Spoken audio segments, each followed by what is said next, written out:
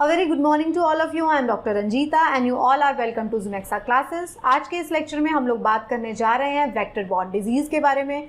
तो ये मेरी स्पेशल सीरीज़ है जिसमें हम पावर ऑफ 10 मिनट्स की बात कर रहे हैं। इस 10 मिनट्स में इस सीरीज़ में आपको मैं 10 मिनट्स में कुछ इंपॉर्टेंट कॉन्सेप्ट्स को समझाने की कोशिश करती हूँ।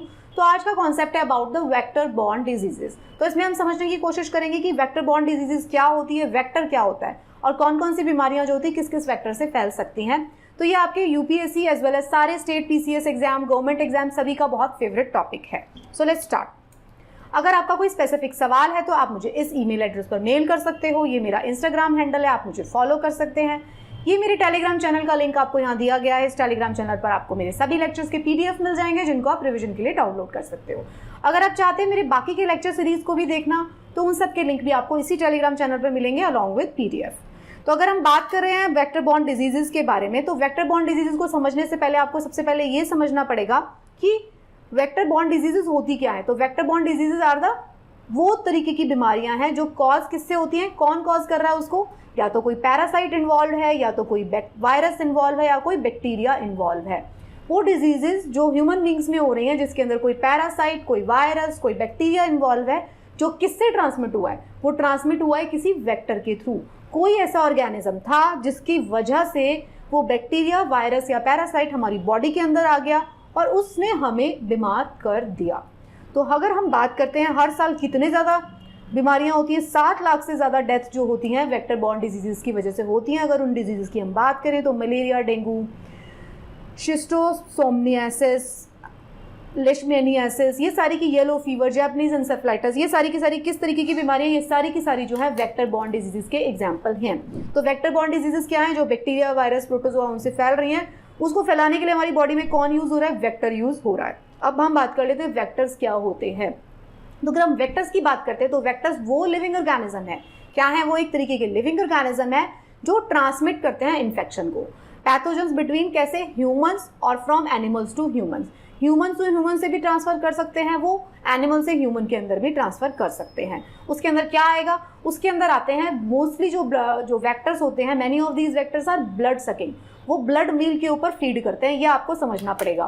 क्योंकि वो ब्लड मील के ऊपर फीड करते हैं तो वही सेम वेक्टर जाके हो सकता है पहले किसी एनिमल को काट ले और वही सेम वेक्टर आके साथ में आपको फिर आपके खून के ऊपर आपको बाइट करता है। तो अगर वो वेक्टर जिसने एनिमल को बाइट किया फिर आके किसी ह्यूमन को बाइट करता है तो उस एनिमल के ब्लड के अंदर कोई इन्फेक्शन था तो वो उस ह्यूमन के अंदर ट्रांसमिट कर देता है। तो क्या होता है, vectors are blood sucking insects which injects disease producing micro organism during their blood मील।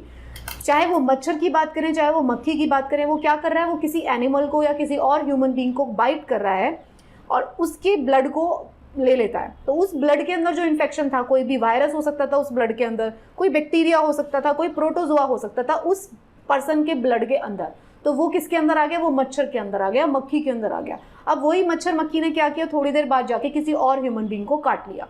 तो जब वो दूसरे ह्यूमन बीइंग को काटेगा तो अब वो जो पहले वाले ह्यूमन बीइंग को डिजीज थी वो दूसरे वाले ह्यूमन बीइंग को ट्रांसमिट कर देगा। तो वेक्टर कौन है, वेक्टर है मच्छर या मक्खी या कोई भी और ऑर्गेनिज्म जिसके बारे में हम बात करेंगे जो कि ब्लड मील के ऊपर फीड करते हैं। डिजीज किसको हो रही है, डिजीज उसको हो रही है जिसको वो काट रहा है सेकेंड टाइम पे या थर्ड टाइम पे, किसी भी टाइम पे। ओके, तो ये आपको समझना पड़ेगा। वेक्टर जो होता है, वायरस बैक्टीरिया वेक्टर नहीं है। वेक्टर वो है मच्छर, मक्खी, चूहा जो कि आपके ऊपर, जो उसके ऊपर फीड कर रहा है, चूहे के ऊपर रहने वाला जो लाइस होता है वो, तो लाइस जो है वो वेक्टर हो जाएगा। ठीक है, तो ये आपको समझना पड़ेगा। जैसे ही vector become infectious, once the vector become infectious they are capable of transmitting the pathogen. जैसे ही उसने ब्लड मील को खाया तो क्या होगा, तुरंत वो इन्फेक्शियस नहीं होगा, थोड़े देर टाइम लगेगा, उसको कुछ घंटे या दिन लग सकते हैं, क्योंकि जो उसने वायरस को खाया है या जो वो बैक्टीरिया उसके किसी इन्फेक्टेड एनिमल के ब्लड की वजह से जो बैक्टीरिया या वायरस उसमें चला गया था वो पहले मल्टीप्लाई होगा, राइट। अगर हम बात करते हैं इंपॉर्टेंट वेक्टर बॉर्न डिजीजेज या वेक्टर क्या क्या हो सकते हैं, तो देखो मच्छर वेक्टर हो सकता है। ये बहुत इंपॉर्टेंट चार्ट है, इसको आप डाउनलोड करके पढ़ लेना, जरूर से रट लेना। तो मॉस्किटो की वजह से क्या क्या हो सकता है, मॉस्किटो की वजह से हो सकता है चिकनगुनिया जो एडिस मॉस्किटो से होता है, डेंगू जो भी एडिस मॉस्किटो से होता है, मलेरिया जो एनाफिलिस मॉस्किटो से होता है, येलो फीवर एडिस से होता है, लिम्फेटिक फाइलेरियासिस जो होता है क्यूलेक्स मॉस्किटो की वजह से होता है। तो ये चार्ट को भैया रट्टा मार लेना बहुत अच्छी तरीके से पीडीएफ निकाल के।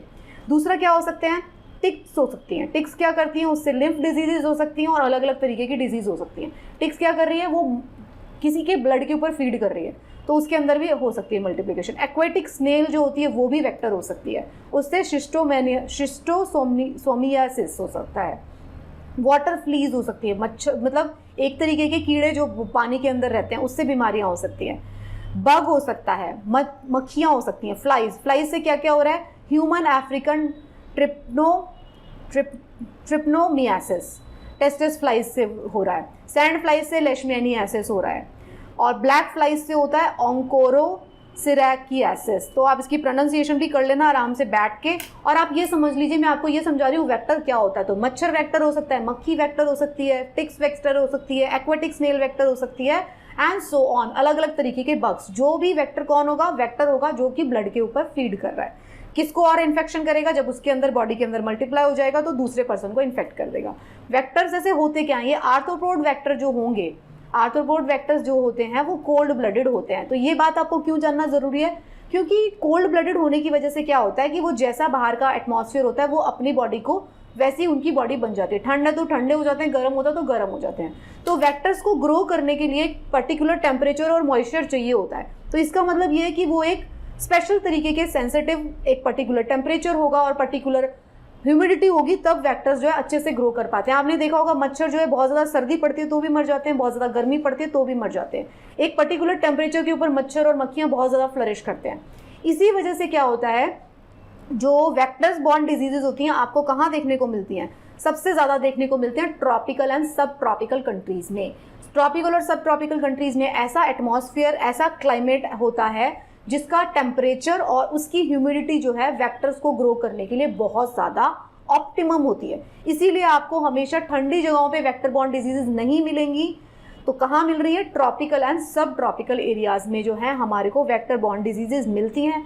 और ये बहुत बड़ी आयरनी है कि वेक्टर बॉर्न डिजीजेज सब ट्रॉपिकल और ट्रॉपिकल एरियाज में ही सबसे ज़्यादा पुअर पॉपुलेशन रहती है और उन्हीं को सबसे ज़्यादा वेक्टर बॉर्न डिजीजेज होती हैं। तो ये इसी तरीके की आयरनी है। ट्रॉपिकल एंड सब ट्रॉपिकल कंट्रीज में जो होगा वेक्टर बॉर्न डिजीजेज ज़्यादा होंगी। ऐसा क्यों हो रहा है, क्योंकि ऑप्टिमम क्लाइमेटिक कंडीशन वहाँ पे वेक्टर की ग्रोथ के लिए पनप जाती हैं, होती हैं, तो उसकी वजह से ऐसा होता है।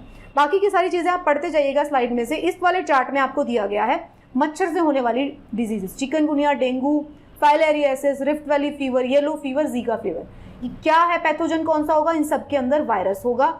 लिम्फेटिक फाइलेरियासिस के अंदर पैरासाइट होता है, पैरासाइट होगा, उसके अंदर कौन सा मच्छर होगा, ये सारे के सारे हो रहे हैं एडिस मच्छर से। फिर एनाफिलीज मच्छर से क्या क्या हो रहा है, लिम्फेटिक फाइलेरियासिस भी हो रहा है और मलेरिया भी होता है। एडिस से भी हो सकता है फाइलेरियासिस और एनाफिलीज से भी हो सकता है। क्यूलेक्स में क्या हो रहा है, क्यूलेक्स की वजह से जापानीज एन्सेफेलाइटिस हो सकता है, लिम्फेटिक फाइलेरियासिस से भी हो सकता है और वेस्नील वायरस भी हो सकता है। अब देखिए आप सोचेंगे कि लिम्फेटिक फाइलेरियासिस तीनों की वजह से हो रहा है, हो सकता है भाई मच्छर ही तो है, उसको किसी और ऑर्गेनिज्म को काटना है, किसी और ह्यूमन को जाके काटना है, उसके अंदर अगर वो पैरासाइट है फाइलेरियासिस का तो वो उससे इन्फेक्ट हो जाएगा। कितने भी तरीके के मच्छर होंगे तो इन सभी तरीके के मच्छरों से हो सकता है। लेकिन चिकनगुनिया, डेंगू और मलेरिया और जापानीज एन्सेफेलाइटिस ये स्पेसिफिक मच्छरों से ही हो रहा है, ठीक है। फिर आप और किससे हो सकता है, एक्वेटिक स्नेल से क्या हो सकता है, फ्लीज से क्या हो सकता है, सैंड फ्लाइज से क्या हो सकता है। ये वाला पूरा चार्ट को आप रट लीजिएगा। ये जितने भी चार्ट मैं इसमें दे रही हूँ वो सारे के सारे बहुत इंपॉर्टेंट चार्ट्स है। तो टिक्स से क्या क्या बीमारियां हो सकती हैं ये सारा इसमें दिया गया है। अगर हम बात मॉस्किटो की करते हैं तो मॉस्किटो के बारे में हम बात करेंगे तो ये सबसे खतरनाक वेक्टर है, मक्खी से भी ज़्यादा। मक्खी कम से कम आपको दिख जाती है तो आप उसे दूर कर लेते हैं, मच्छर जो है वो बहुत ज़्यादा खतरनाक हो जाता है। तो मच्छर एज अ वेक्टर बहुत बहुत खतरनाक है, हर जगह पे होता है, आधी बार आपको पता भी नहीं चलता कब मच्छर काट के चला गया, तो इसलिए बहुत ज़्यादा डेंजरस हो जाता है। इससे malaria, chikungunya, dengue fever, Zika virus, filariasis सब कुछ हो सकता है। रिपीटेड चार्ट्स में मैं आपको दे रही हूँ। ये डिजीज स्प्रेड बाय मॉस्किटो, ये आप पूरा पढ़ लीजिएगा, मच्छर की टाइप, वायरस है या क्या है, बाइटिंग टाइम इसका क्या होता है, अगेन आपको चार्ट में दिया गया है। अगर हम बात करते हैं फाइलेरियासिस की बात कर रहे हैं, या ये सभी के केस में होगा, मलेरिया के केस में भी ऐसा ही चलता है साइकिल। तो होता क्या है, देखो मॉस्किटो ने क्या किया, मॉस्किटो ने एक ब्लड मील के ऊपर फीड किया, फिर क्या हुआ, उसके अंदर क्या हुआ, human stage, okay human stage नहीं, यहाँ पे आप देखिए mosquito takes blood meal from a infected human से उसने ले लिया। अब क्या होगा, मॉस्किटो के अंदर पहले ग्रो करेगा ये जो पैरासाइट उसने खाया है, जो उसने खून के जरिए उसके बॉडी में आ गया मच्छर की बॉडी में, तो पहले वो पैरासाइट मच्छर की बॉडी में ग्रो करेगा। कुछ दिन। तो जब वो मच्छर की बॉडी के अंदर इतना ग्रो कर जाएगा कि अब वो दूसरे इंसान को इन्फेक्ट करने के लिए केपेबल है, तो तुरंत नहीं करता। जैसे अभी काटा एक बंदे को मलेरिया है तो दूसरे बंदे को सेम मच्छर ने काट लिया, आप लोग सोचना शुरू करेंगे तो हम तो मलेरिया के पेशेंट के पास ही नहीं बैठेंगे। ऐसा नहीं होता। अगर मलेरिया के पेशेंट के पास आप बैठे हुए हैं, एक मच्छर आके उसको काटता है दोबारा और वही मच्छर आपको भी काटता है, तो आपको मलेरिया नहीं होगा, क्योंकि पहले उस मच्छर के अंदर मलेरिया का जो पैरासाइट है या जो बैक्टीरिया है वो ग्रो करेगा। उसके बाद जो है मतलब मलेरिया पैरासाइट ग्रो करेगा पहले, तब जाके वो इन्फेक्ट करने की स्टेज में आता है। ये चीज़ आपको बहुत ज़रूरी तरीके से समझ लेनी पड़ेगी। तुरंत इन्फेक्ट नहीं करता, थोड़ा टाइम लेता है। जब तक मच्छर की बॉडी के अंदर ग्रो होगा उसके बाद वो इन्फेक्ट करेगा किसी और को। सैंड फ्लाई से क्या क्या डिजीज होती है ये आप पढ़ सकते हैं। So that's it, this is about the vector borne diseases. I hope आपको समझ में आया होगा वेक्टर्स क्या होते हैं और वेक्टर बॉर्न डिजीजेज क्या होती हैं।